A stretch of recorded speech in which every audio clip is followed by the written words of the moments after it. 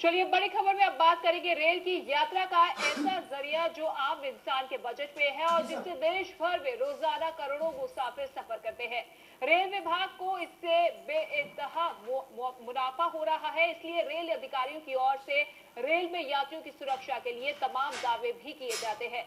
लेकिन ट्रेनों में यात्रियों के साथ रोज होती लूटपाट और आपराधिक घटनाएं बताने के लिए काफी है कि प्रभु भरोसे है रेल यात्री असुरक्षित।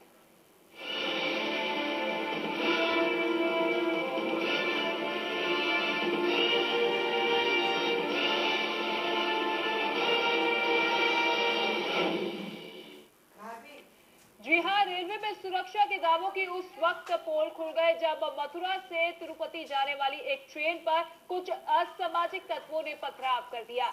इस घटना में एक 18 साल की लड़की के हाथ में पत्थर लगने से बुरी तरह मुंह हो गई, लेकिन रेलवे ने उसके इलाज के लिए कोई कदम नहीं उठाया, बल्कि इलाज के नाम पर डॉक्टर्स ने पैसे भी ऐंठ लिए।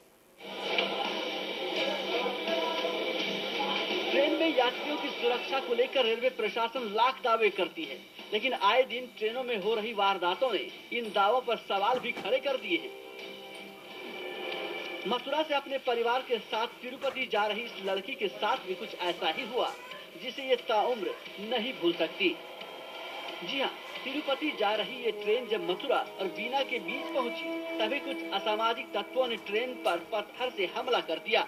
लड़की के हाथ में पत्थर लगने से बुरी तरह घायल हो गई। उसके हाथ से खून बहने लगा। चोट इतनी गहरी थी कि खून का रिसाव बैतूल आने तक नहीं रुका, लेकिन लड़की के इलाज के लिए कोई आगे नहीं आया, बल्कि भोपाल में रेलवे के किसी डॉक्टर ने इलाज के नाम पर पैसे जरूर ऐंठ लिए। मैंने इलाज के लिए भोपाल में बोला था, भोपाल में केवल हमको पट्टी देके चले गए, लो बंद दो। ब्लीडिंग चलती रही, काफी ब्लड बह गया। इटारसी में फिर उन्होंने बोला, हमने इटारसी के लिए बोल दिया। इटारसी आए, उन्होंने भी पट्टी बांधी, 450 रुपए हमसे ले लिए। इटारसी से पहले चलती ट्रेन से एक पत्थर लगा बच्ची के, हमारी के, और सारा ब्लड बहने लग गया। उसको रोकते रोकते नहीं रुका। आगे आगे बोले भोपाल में जाके आपको मेडिकल सुविधा मिलेगी, जो भी पेमेंट होगा आपको देना पड़ेगा, डॉक्टर आएगा रेलवे का। चलो हम दे देंगे, लेकिन डॉक्टर कोई नहीं आया। 450 रुपए लेगा, पट्टी हाथ में देगा, ये पट्टी बांध दो। इलाज न मिलने से लड़की काफी देर तक दर्द से कराहती रही, लेकिन रेलवे की ओर से उसे कोई इलाज मुहैया नहीं कराया गया। लेकिन ट्रेन में सफर कर रहे दो डॉक्टरों ने अपनी डॉक्टरी का फर्ज निभाते हुए लड़की का इलाज किया। हम लोग भोपाल से चढ़ रहे थे, भैया दौड़ते हुए आया, बोले कोई डॉक्टर है क्या? तो हम दोनों आ रहे थे, तो हमने कहा हम लोग है। फिर उन्होंने वहाँ पे इन्हों की शायद टीसी ने किसी को फोन किया था, तो एक बंदा आया, उसने हमको एक बेटाडीन का शॉप और पट्टी देके चला गया, बांधा भी नहीं। इन लोगों को छोड़ के चला गया। इन्होंने हमसे पूछा, फिर हम लोगों ने बांध दी। उसका देखा तो ब्लड बंद नहीं हो रहा था। उसका इटारसी में हमने 108 को फोन किया, 108 का रेलवे में फोन किया, कोई आने को तैयार नहीं था। रेलवे से वहाँ से एक डॉक्टर आया था, कोई तो भी उन्हें लेके आए थे प्राइवेट पर, वो भी 400 रुपए मांग रहा था। रात में यात्रियों को अपनी जान जोखिम में डालकर ट्रेन में सफर करना पड़ रहा है। बैतूल की इस घटना ने रेलवे में सुरक्षा के दावों की पोल फिर खोल दी। अब देखना यह है कि रेलवे प्रशासन इस घटना से कोई सबक लेता है या फिर किसी दूसरी घटना के होने का इंतजार करता है। Manoj Deshmukh, India news, Betul. जी हाँ, वाकई इस घटना ने रेलवे की सुरक्षा की पोल खोल दी है कि किस तरीके से रेलवे विभाग यात्रियों की सुरक्षा करते हैं। दावे तमाम किए जाते हैं, लेकिन जमीनी स्तर पर दिखाई देते नहीं है। इसी रिपोर्ट को लेकर इंडिया न्यूज भी कई सवाल उठा रहा है कि आखिर कब सुरक्षित होगी रेल यात्रा, कब सुरक्षित होंगे रेल यात्री।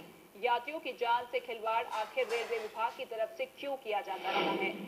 रेलवे अधिकारी क्यों ध्यान नहीं देते हैं?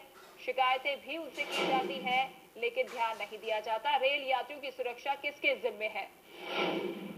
ट्रेन में क्यों तैनात नहीं था पुलिस जवान जब ये घटना घटी, जब असामाजिक तत्व ने एक लड़की पर पत्थर फेंका, जिसके चलते ये लड़की घायल हुई। हालांकि घायल होने के बाद भी इसकी कोई मदद करने के लिए आगे नहीं बढ़ा। ट्रेन में ही सफर कर रहे एक डॉक्टर ने इसकी जान बचाई, इसका इलाज किया, तब जाकर लड़की की हालत थोड़ी बेहतर हुई।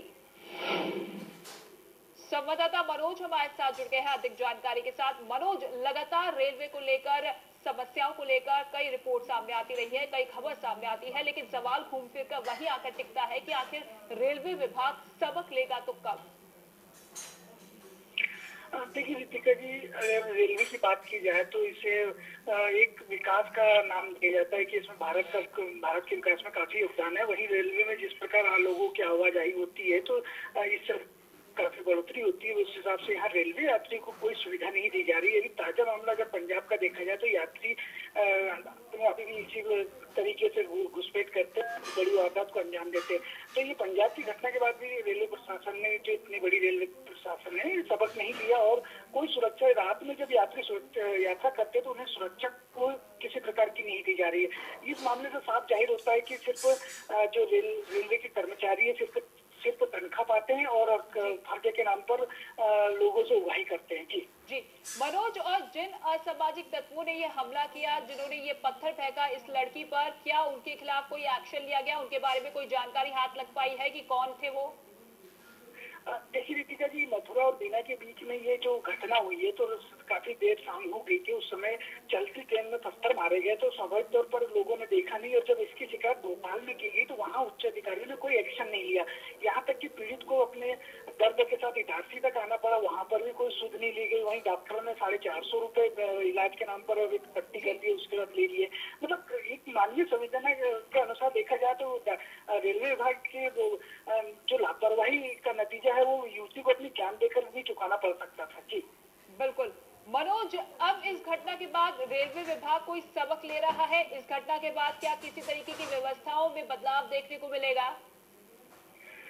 देखिए रितिका जी, अभी इटारसी जो अस्पताल प्रबंधन उनके भी नंबर पे हमने कॉल किया था, मगर वहाँ पर उन्होंने फोन को अलग रख दिया गया, खराब बताया जा रहा है और वहाँ के जो अस्पताल अधिकारी किसी से संपर्क नहीं हो पा रहा है। कर्मचारी उनके उच्च अधिकारियों का नंबर भी नहीं दे रहे हैं। वही बैतूल की बात करें तो बैतूल में भी अभी कोई ऐसे सुरक्षा के पुख्ता इंतजाम अभी सुबह तक देखने को नहीं मिले हैं।